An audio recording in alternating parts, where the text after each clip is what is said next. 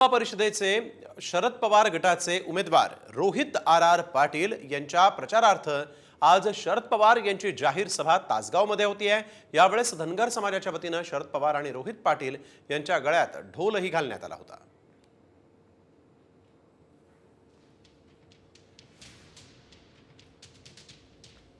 धनगर समाजाकडून ढोल घालून स्वागत करण्यात आलेलं आहे। तिचं रक्षण करणं हिची आज आवश्यकता आहे। आणि आजच्या राजकीयमध्ये भाजपच्या राजकीयमध्ये महाराष्ट्रामध्ये स्त्रिया या सेफ आहेत, सुरक्षित आहेत असं म्हणण्याची स्थिती नाही आहे।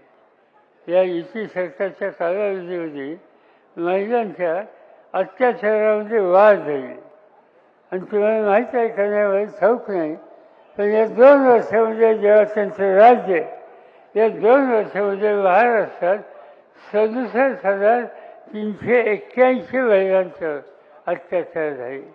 67,000 महिलांच्या हत्या होती। याचा अर्थ असा ज्याची नोंद महाराष्ट्र सरकारमध्ये दर तासाला या राज्यामध्ये 5 महिलांच्यावर अत्याचार केले जातात।